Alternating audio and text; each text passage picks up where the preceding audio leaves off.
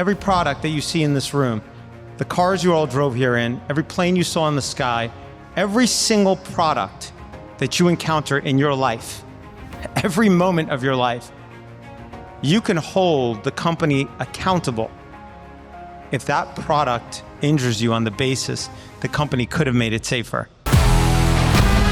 Your organization has achieved a significant dent in vaccine mandates. We didn't do the science. We didn't do the clinical trials. We didn't do the post-safety. But one thing we know it's rare.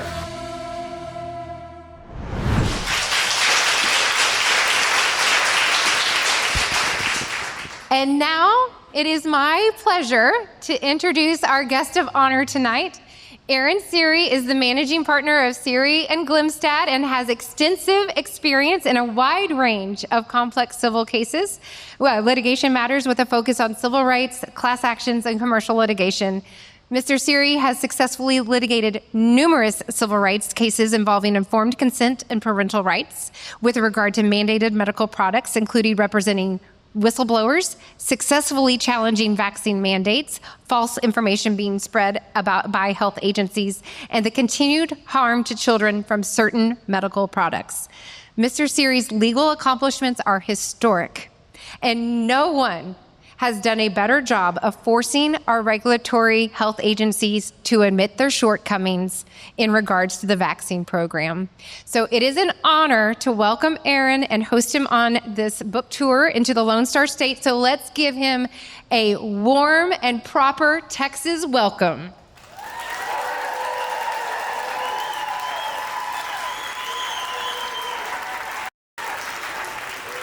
Thank you. All right. Okay, thank you.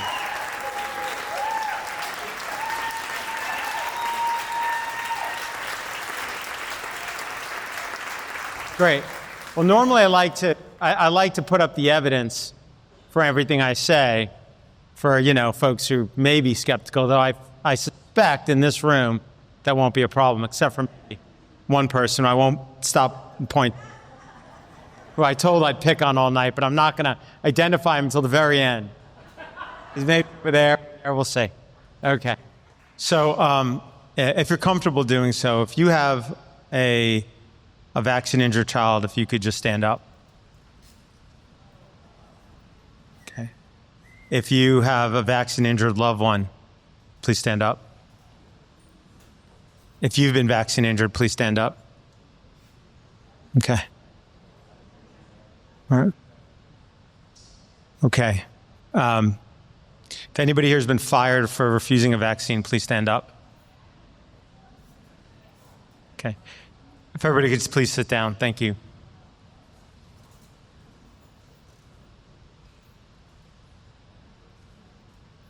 So, has anybody here ever been in a corporate boardroom where they made decisions based on morals and ethics? Please stand up.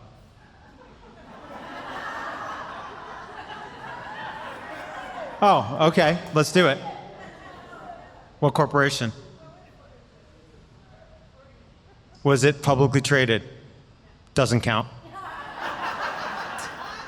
Anybody? I'm happy to have any takers. Okay. Anybody think that the people in those boardrooms of any publicly traded corporation, pharma company, even medical associations of various kinds, are thinking and making decisions about the folks who just stood up? Okay, what are they making decisions based on? That's just how capitalism works, right? There's nothing evil or wrong with that. That's just business, right?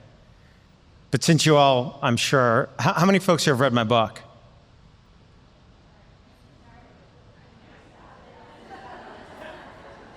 You guys got to get reading. Whoa. All right. Well, you know what? Instead of a PowerPoint, I'm going to use my book as the proof. And for those who have read it, know that every single claim and statement in the book is cited to a source, usually a government source with a permalink. So you can always find it. Now, those corporations, when they're sitting in the boardroom making that decision, how many people think they're like evil villains? No. They're not. They're just making decisions that are in the best interest of what? Do any of you have a pension? Anybody have a pension? 401k? Okay, so you got stock in there, right? You want that thing to make money. What do you want it to do? You want it to go down in value or up in value? So the companies that are in your portfolio, you want them to make decisions that are going to make the most money, right? Makes sense. It's common sense that you would want that to happen. Okay. Now, normally, the interest of a company to make money is aligned with actually safety for consumers. Who knows why? They don't want to lose money. It's super simple, right?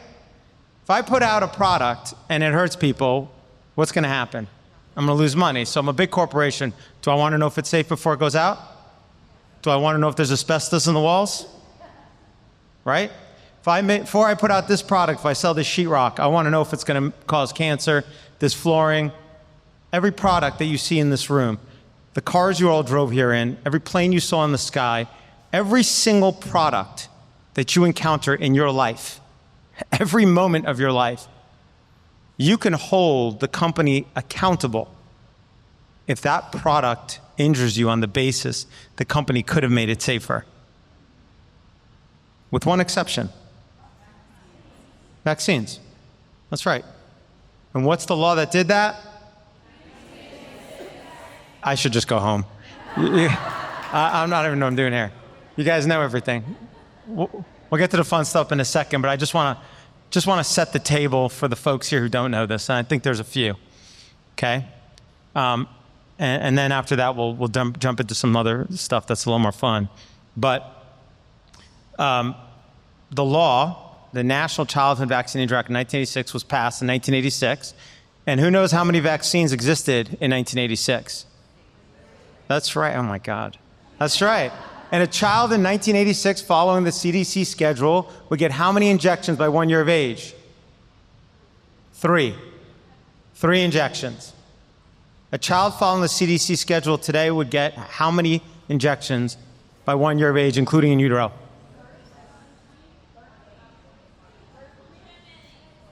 I feel like there's lotto cards here.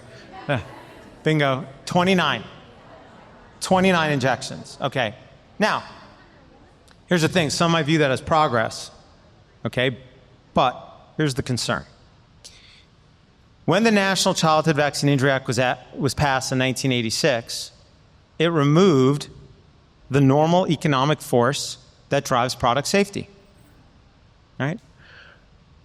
The companies that make every other product, they want to make sure, again, they make a profit. So they assure safety before licensure and after licensure, as long as it's within their financial interest. You remove that financial incentive, then what's the company's interest? How are they making decisions from the boardroom all the way down in a publicly traded company? Changes the whole way that it works. And I'm going to lay it out for you very simply. For the top 4 selling drugs, for example, from Pfizer, top 4 selling drugs, according to Money Inc., they all had long-term placebo-controlled trials before they were licensed. Every one of them. Why? Was it because was that moral and ethics in the boardroom? Who said that? You? No, because it's not even about court per se. It's really just about liability, right? They want to make sure they end up on the right side of the margin, because and so does the public, by the way, who has stock in that company, the boardroom, Wall Street, the CEO who's got their stock options tied to it, the COO, the CFO, the investors, everybody, right? And over there you can see there's an alignment. It's aligned. The interest of the company to make money is aligned with safety. They're together, right? Boeing has that interest before they put a plane in the sky. Every car company has an interest before they cut a car in the street. Every single company that's made the thousands of components that are in this room have that interest before they put the product on the market. But with vaccines, they don't have that interest. In fact, the economic interest is inverted. It's the opposite. right?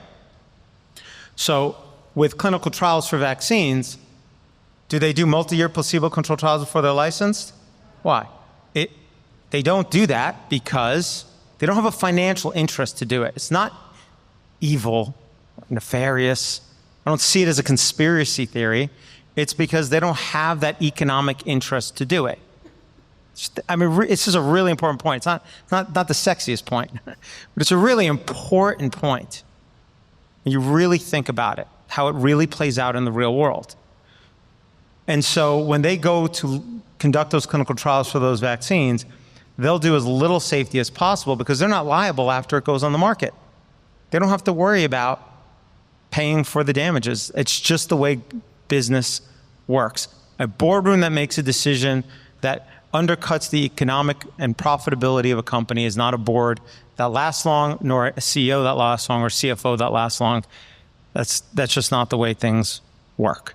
And that's why most vaccines are licensed based on clinical trials, as you all know, or many of you know, where there's literally days or weeks of safety review, right?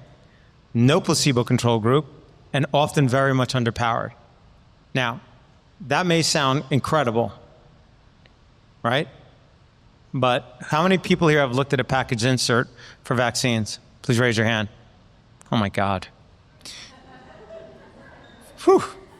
Man, I'm sweating. Okay. All right. So, and so that's why, we'll use one example and then let's move on to something else. That's why, for example, there's a lot of news about hepatitis B vaccine in the news, right? How many hepatitis B vaccines are they that they give to babies in the first day of life that are licensed? 2. That's right, Recombavax HB and Engerix B.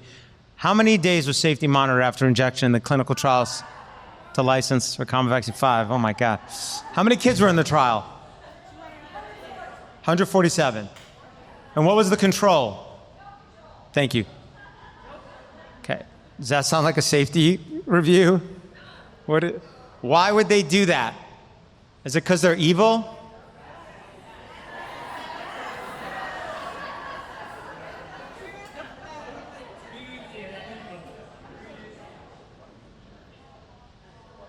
It's because that's just how the economics work.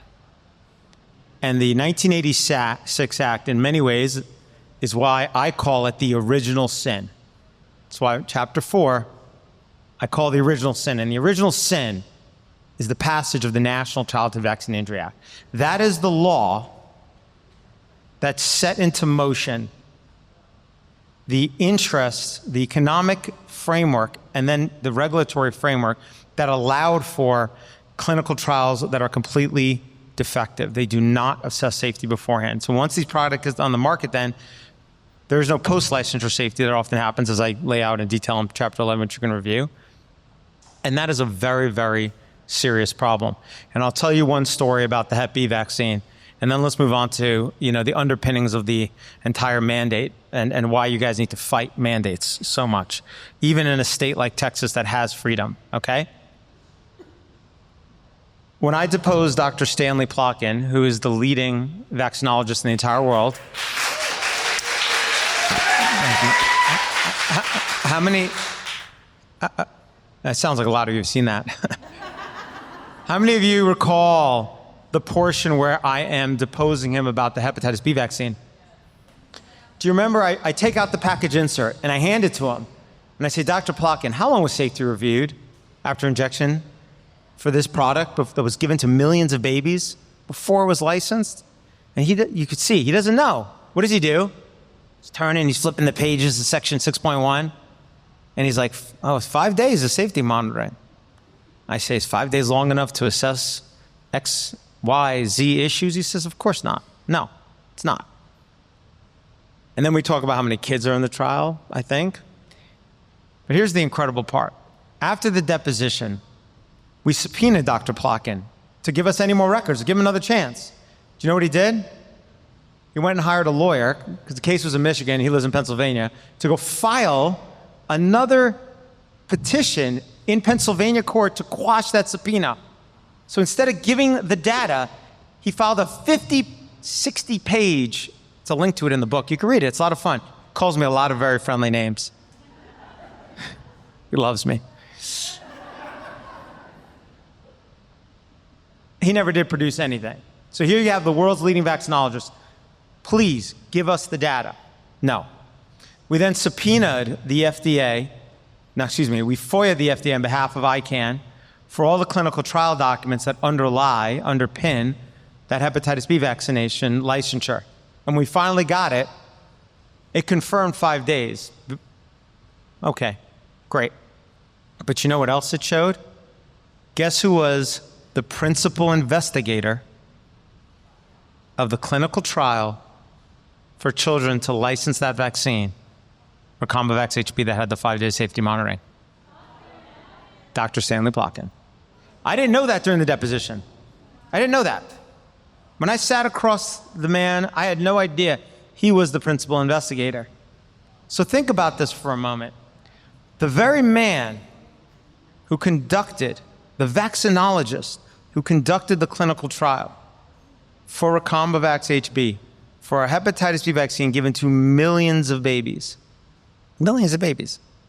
after it was licensed based on this ridiculous trial, sitting in that deposition, couldn't even recall how many days safety was reviewed. To me, that reflects how little safety is given any real weight or even thought in the conduct of vaccinologists when they conduct these clinical trials.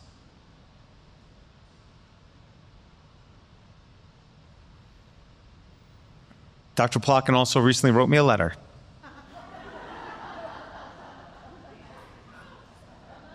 He said, I heard you wrote a book. I'm not joking. He did. He wrote me a letter. And I'll be making it public soon with my response. So look out for that. In any event, it's funny on one hand, but on the other hand, it's very, very serious. And the reason it's very serious is this. We have gone from the early 1980s, under 10% of kids, according to many studies, having a chronic disease in America. Under 10%. To today, over 40% of kids in America, and some studies say 50%, have a chronic health issue. Many multiple. What are those chronic health issues? Why don't you call them out if you know them?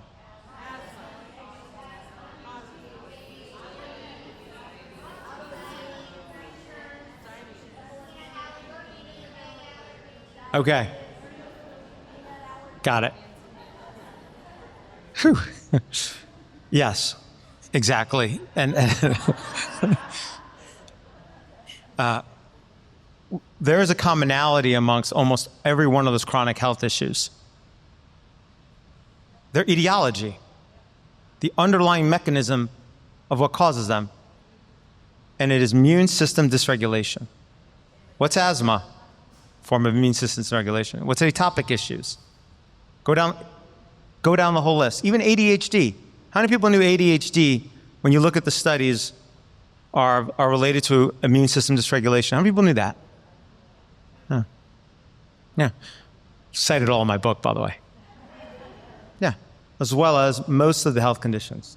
So you have to ask yourself, what has caused the immune system of our children en masse to dysregulate across this country? It is not isolated to any geography, nor to any race, nor any religion, nor a boardroom, nor people that wear red shirts, or people who wear ripped shirts, or nothing else, So and I'll tell you who can answer that question. It's our medical health authorities. They just can't figure it out. Just can't figure it out. The amount of money they've spent, billions and billions of dollars studying genetics at the NIH. My goodness. Right? Maybe you should start with the product you inject over and over and over and over to do what? To modify the immune system of children. From where? From their toe to their ears. They tell you it's a powerful pharmaceutical product. It will create systemic immunity, systemic change. That should be where you start. And when you look at the studies that are done that compared kids with no vaccines to kids with one or more vaccines, right? And I go through all of them in the book.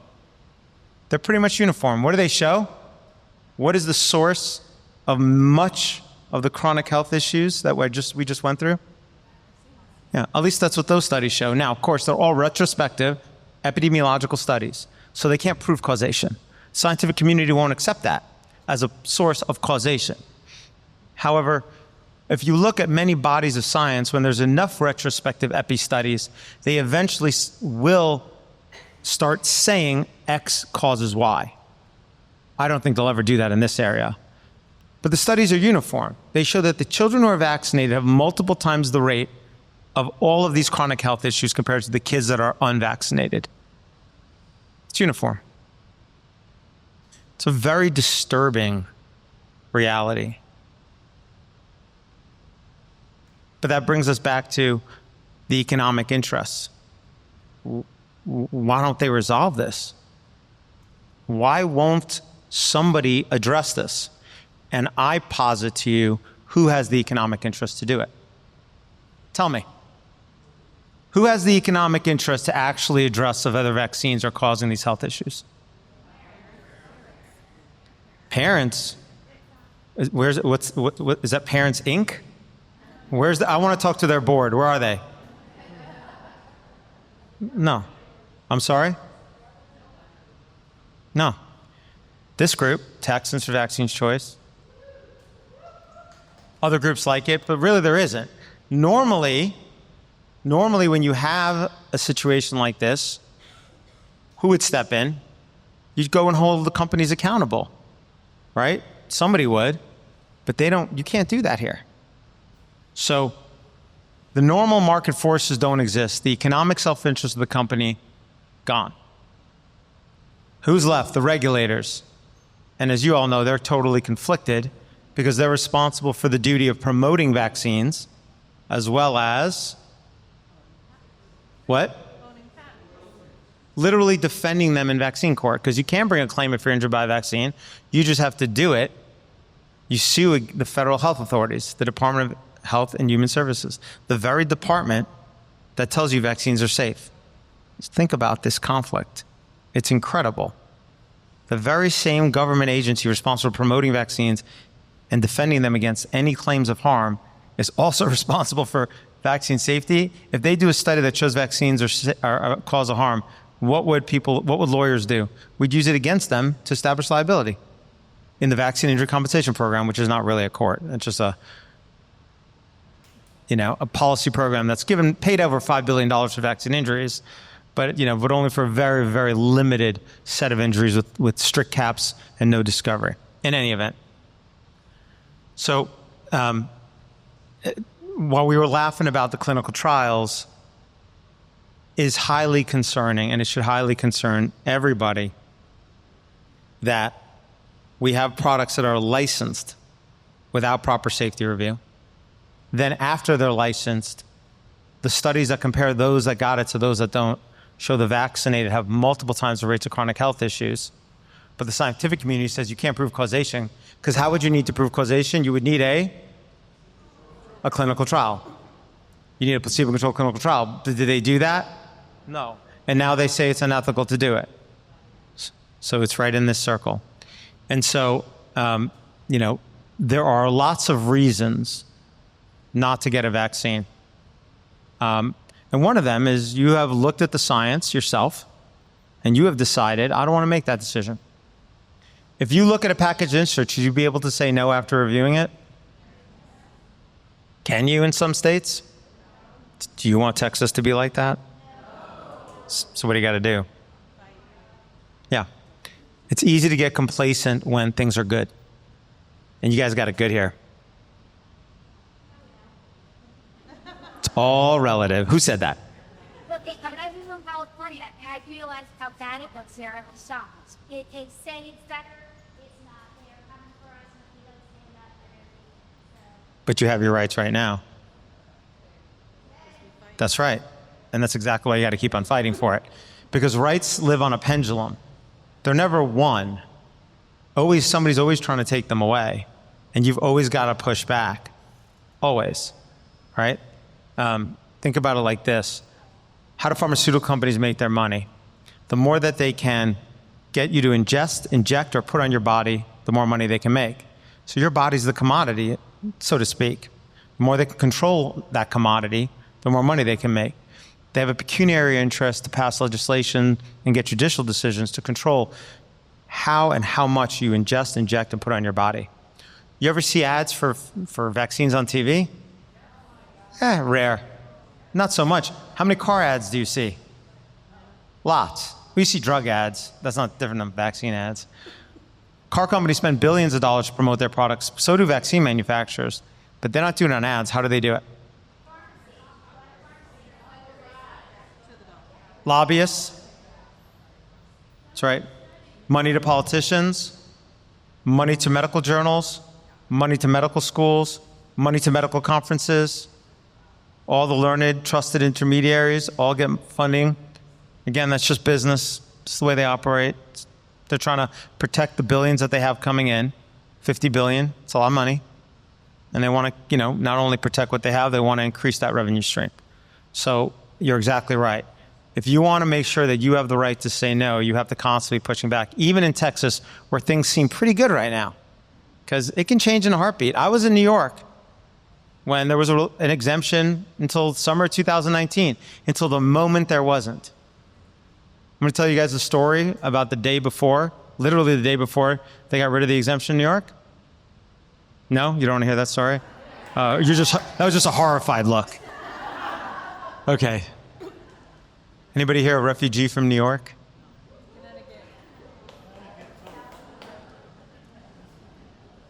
Well, all right. Well, let me. So I was sitting in the head of the Assembly's, the Assembly Health Committee's office up in Albany, where the capital of New York is. We had a meeting with him to persuade him not to let the bill that was going to get rid of the exemption in New York get to the floor, okay? And I was sitting there. Robert F. Kennedy Jr. was there with me, and a few others with us as well. And the argument that I was supposed to put to him, that I was prepared to give him, was this. I was ready to tell him. I said, look, what you're trying to repeal is a religious exemption to vaccination. 0.3% of children in New York have a religious exemption to vaccination. 0.3%. Another almost 3 to 4% are just non-compliant. So if your goal is really about just raising vaccination rates because you're worried the sky is falling, why don't you start by addressing that 3 to 4% and then go after the religious believers? All right? No, well, I didn't get to say it because it's literally what he said to me right as I walked in. He made the argument directly to me. And I said, oh, great. That's the easiest advocacy I've ever done. Walked out. Was like, we're done. We're good. The next day they rammed it through and he supported it. And they did not have, like in California, there was no grace period. It was effective immediate. It was vaccinate or get out. That's it.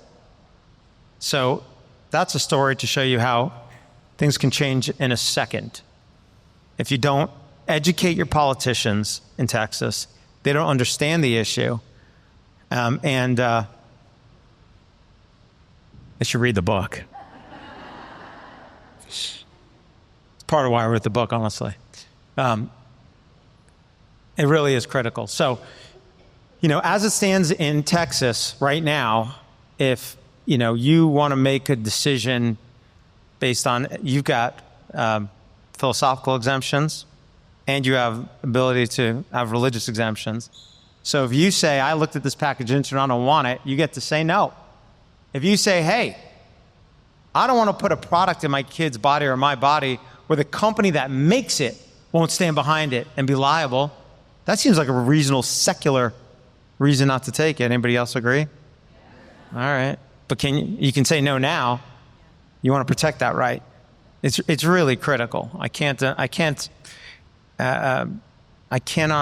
stress it enough. And before I give you the pitch of what you should do, let me bring it home with this. Pertussis vaccine, does it stop transmission? Okay. It's categorical. Anybody here not sure if that's true? Raise your hand. Anybody? Come on, be brave. Be brave. Where's Dell when we need him? Dell, come and yell, be brave. Okay. All right. All right. Oh, man. All right. Now you're forcing me to take the book out. You've done it. Now you've done it.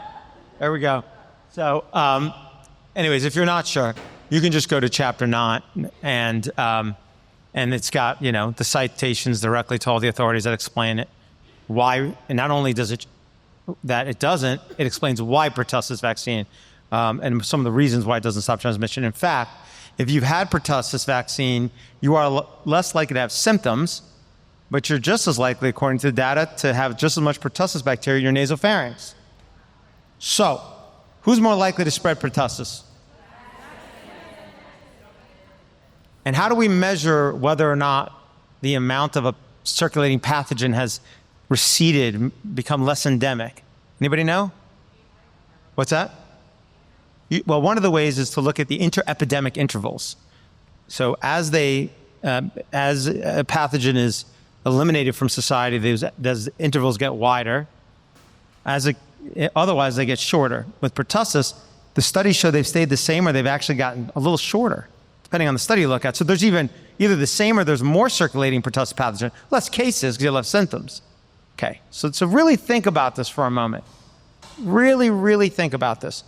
You have a product that is in Texas right now required to go to school that does not stop transmission.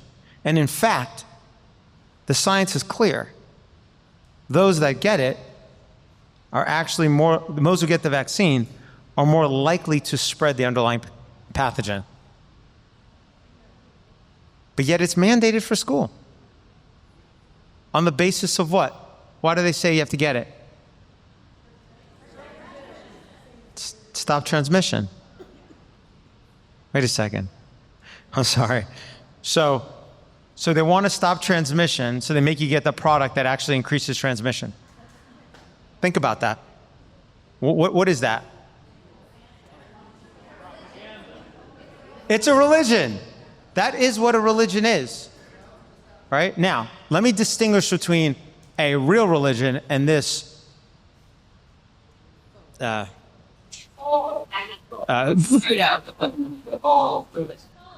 weird religion.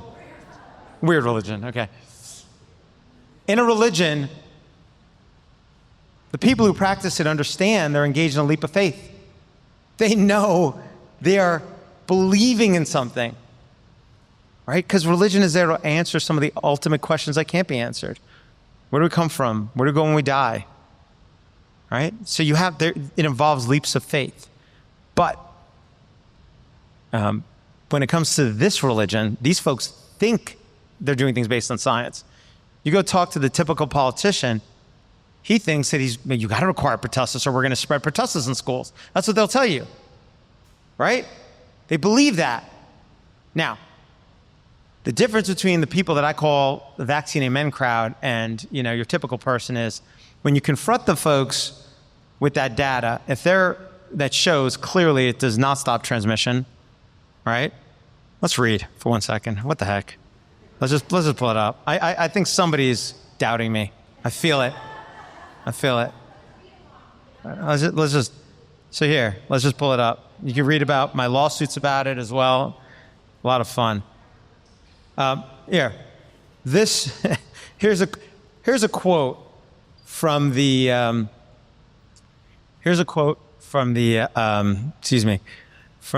World Association for Infectious Disease. This is a consensus report. Includes the world's leading pertussis experts. I think it was like 16 of them, including 2 of America's leading pertussis experts. Dr. Catherine Edwards, anybody know her? She's also the author of the pertussis chapter in Plotkin's Vaccines, the Bible of Vaccinology, as well as Dr. Tina Tam. And here's what they write.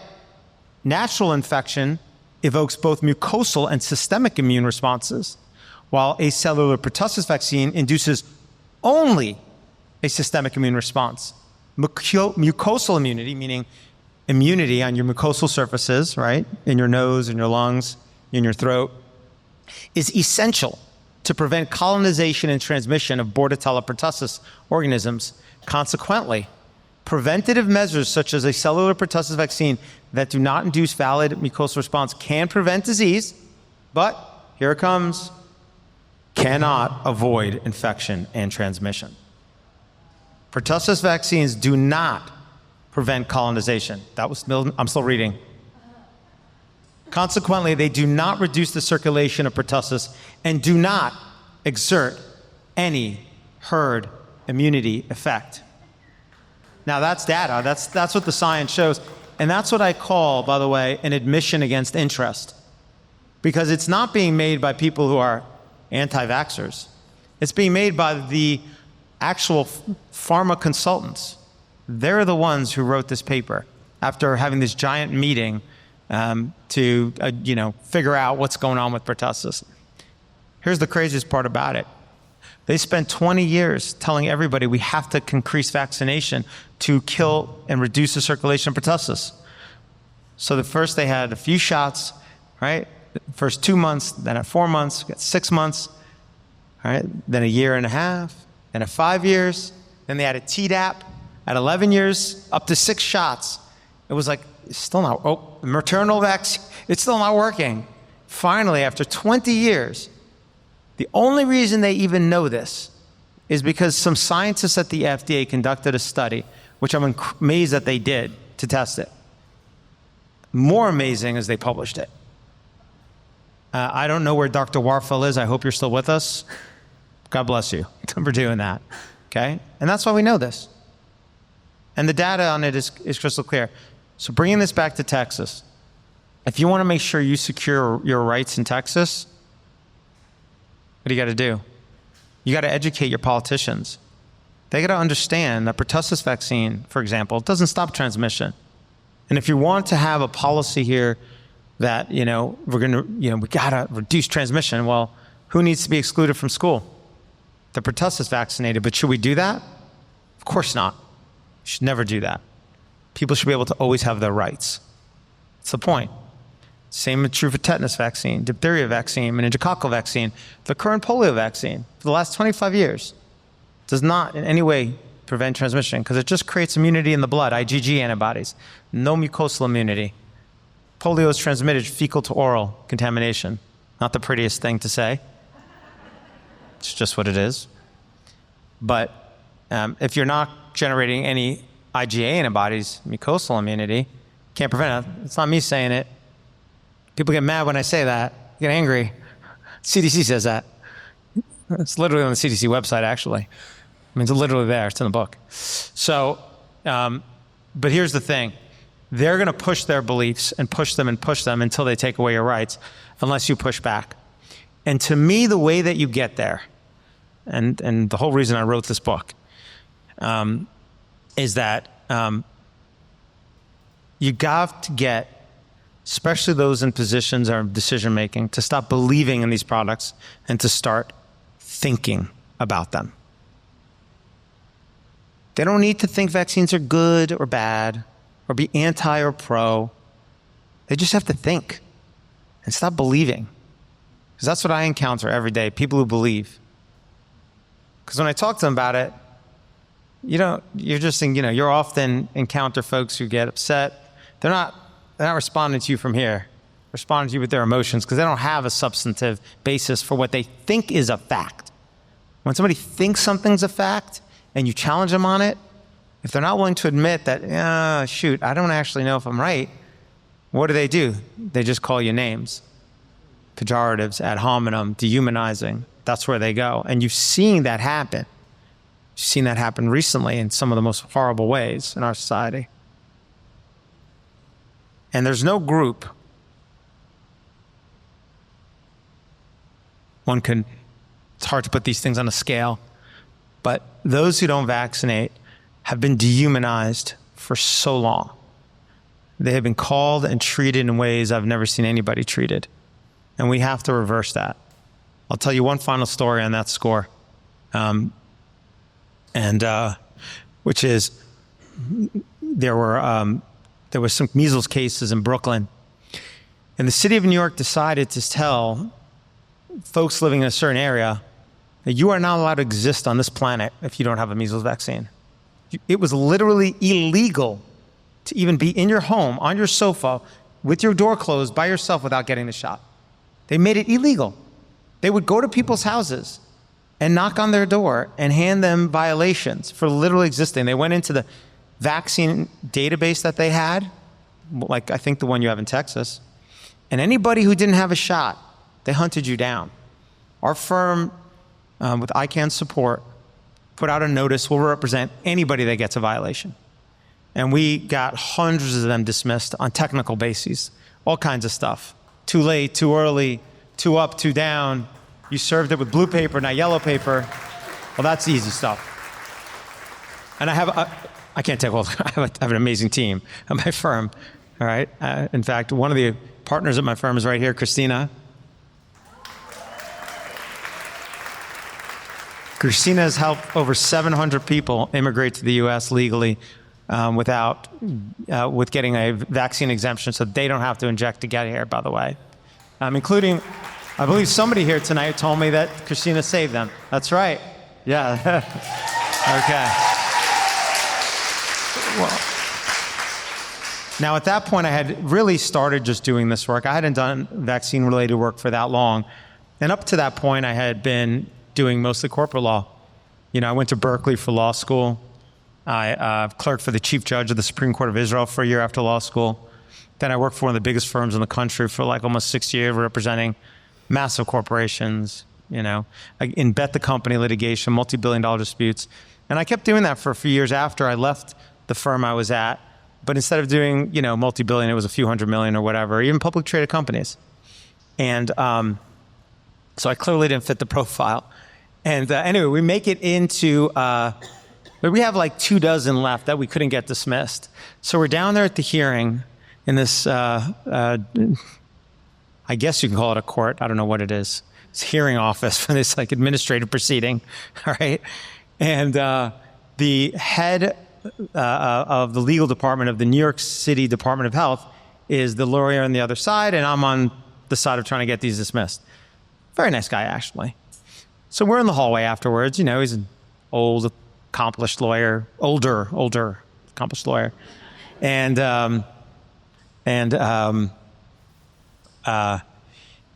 stops in the hall and he said, why do you do this? It's like, I don't get it. What are you doing? Like, I don't, it doesn't fit, you know? Because when you go down to this administrative office, it's like a little bit like the DMV, basically, okay? In fact, the DMV might be better run, but in any event, luckily I don't practice there anymore. Anyhow, here's what I told him. I said, tell me something. Imagine a group, a racial group. I said, think of a race. Hold that person in your head. Think of a religious group. Think of an ethnic group. Think of anyone. Now imagine you open the TV and the news reporter on national television said, throw them out of school. Kick them out of their jobs. They're selfish. They're bad. They're a danger. There is no group that's more dehumanized, in my opinion, than folks who who make the decision to not take these products. And the people who choose not to take these products, you all know, nobody comes to this decision lightly. Nobody wants to make this decision. Often because of a very powerful experience, or they learned something they couldn't unlearn. Or, you tell me, how many of you woke up one random day, Sunday morning, and you're like, I'm not gonna go to the gym today. You know what I'm gonna do today? I'm just gonna decide to take a socially ostracizing position that I might get my kids kicked out of school, me thrown out of my job, my friends disown me, people look at me funny, call me an anti-vaxxer, anti-science, a quack, and go down the list of horrible. Yeah, you know what? That's what I'm gonna do today. That's what I'm gonna do today. Nobody does that. That's why, most people who take drugs, let me put it this way. Sometimes I tell that to people and they say, well, if vaccines caused injury, I'd know it. And I always say, let me ask you something. You know drugs come off the market all the time, right? Can you name me the last 3 that came off? 2? 1? Can you name me an injury they caused? No. Why? Because they didn't get injured, nor a loved one. Why would you know? I don't even know what drugs come off the market. Except for the ones I'm suing over. Other than those, I don't know. And I can't sue for vaccines, but drugs, well. It's the same thing with vaccines. Thing is that people give recognition to those injured by a drug because it makes the news. It's in the cultural cognition. But certainly before COVID, they did not. The very idea that vaccines could cause injury was not even in the cultural cognition. It wasn't even public consciousness at all. Which is why if somebody in my firm brought me a vaccine policy lawsuit pre-COVID, anywhere in America, here was the standard I had. Has anybody ever heard me say this before? Nobody? You don't listen to me enough. Here's the standard I had. It was this, that I need to be able to go into that courtroom and my legal argument better be such that the judge looks at me and goes, I hate you, I hate your client, I hate what you want, I hate what you stand for, but I got a rule for you. Because all gray, you're probably not going to get in your favor. Now, that's not because the judges are in any way bad, in any way. It's because judges have thousands of cases often. They're extremely busy. They must rely on cultural cognition. How are they going to get through their docket? They can't. They're not going to get through their docket, right? And the cultural cognition, certainly pre-COVID, was vaccines are safe. It's a lullaby, safe and effective. Just say it 100 times, fall asleep, right? That's it. That's their conception of the world, safe and effective, okay? And so it's not, again, it's no knock on any judge, genuinely. It's just, they don't stop transmission, and it's just like they have to dig through the paper. Whereas now, half the country, I would say the judges, you can look under the hood. You can get them to, address the point. When I make the argument about pertussis now, I feel like I actually get an audience before courts because they'll look at it. So what that brings us back to, getting to the end. But what that brings us back to is that,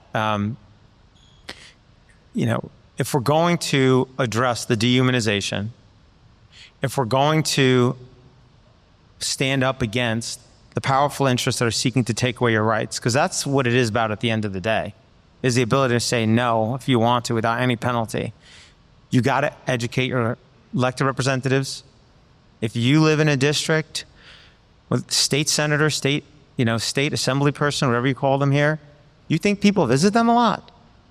If 3 of their constituents show up, let me tell you, they're excited. They're like, oh my God, somebody came to see me. Just because they're the elected representative, trust me, it doesn't mean people are going to see them. They're not, if you get once a year, go visit them, once a year, and just pick a passage and read it to them. They will sit and listen to you for half an hour. They'll give it to you. Educate them. They'll remember it the next time this issue comes up. It will stick there. That's all it takes. Do that. If you do nothing else, do that. Talk to your friends. Talk to others around you. The more folks who can start thinking about it instead of believing, you'll get there. Because if you meet with that legislative rep and you read him just the pertussis thing, the next time that issue comes up, he might think for a second before he starts believing. That's all it would take. Anyway, thank you very much.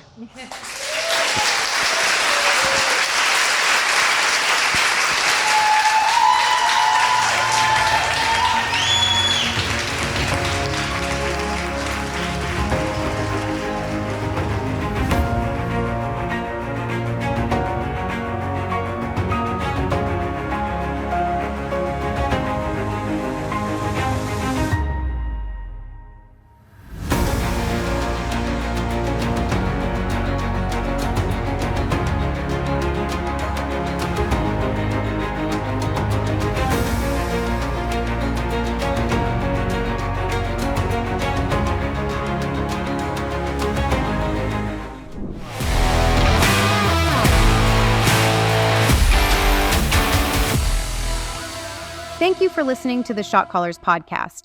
Please, if you found value in this content, rate us and share the podcast with a friend. It's a great way to get the message out and to empower everyone to make informed decisions. Until next time, never forget, we are the Shot Callers.